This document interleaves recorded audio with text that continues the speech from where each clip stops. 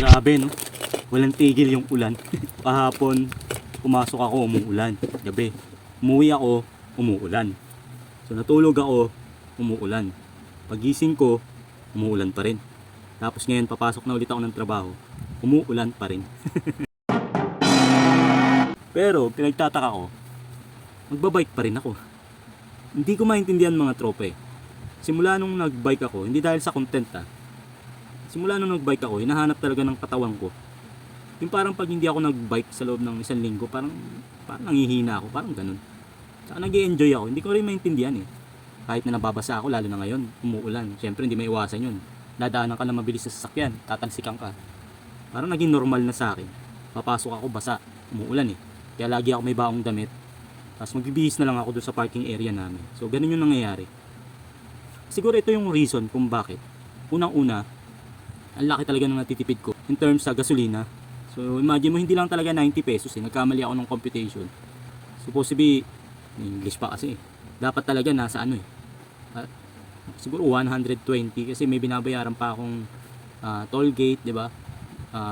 Entrance fee, tapos meron pang kapag nagmumotor ako doon sa Dismo, may 10 peso din binabayaran doon. Kapag kotse naman, may binabayaran din tayong 20 pesos kapag kotse. Tapos motor 10 peso. So, yun yung number 1. Ang laki ng natipid ko. So, imagine kapag nagmumotor ako, pag fuel tank ko ngayon si Doc, around 800 pesos to 1K, depende kung saan gasolinahan ka. So, ganun kalaki yung natitipid ko sa loob ng 6 na araw na pasok ko sa loob ng isang linggo. Kasi 6-2 ang schedule namin, meaning to say, 6 na araw dire-diretsong pasok, tapos 2 araw na rest day. So, pangalawa, pag-usapan natin is yung benefit sa katawan. Ito, imagine nyo tropa, ako 40s na ako 40 years old na ako, pero kahit na nababasa ako ng ulan, wala akong sipon. Ano yung ibig sabihin? Parang hindi rin ako nagba-vitamins na eh. Pero kailangan ng vitamins don't get me wrong. Nakakalimutan kong uminom eh. Yun yung problema ko. Pero balik tayo, hindi ako nagkakasakit. So kahit na nababasa ako, papasok, basa syempre ng ulan, uuwi, basa pa rin, pero hindi ako nagkakasakit. So meaning to say, yung pagbabike ko, dahil nagiging part na siya ng exercise ko, o daily routine ko na, yung pag-exercise ng 2 oras sa isang araw. Kasi 1 oras papasok, 1 oras pa uwi. Kahit naman kasi anong oras yan mapaumaga, tanghali, gabi, papawisan ka talaga. So yun yung number 2. Pangatlo, is yung iwas sa traffic. Kasi pag motor, kahit pa paano nata-traffic ka pa rin. 'Di ba? Pero sa bike, pwede mo siyang buhatin, isampa sa gutter para makaiwas doon sa mga traffic tulad ng mga truck na nakaharang, mga ganun. Yun yung 3 dahilan kung bakit para sa akin hindi ko mapigilan na hindi magbike.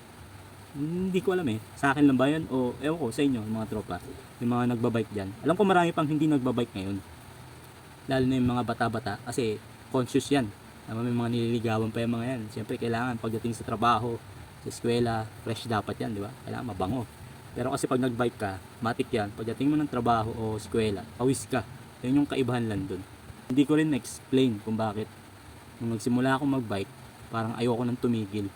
Pero may time na syempre, magsasawa ka rin.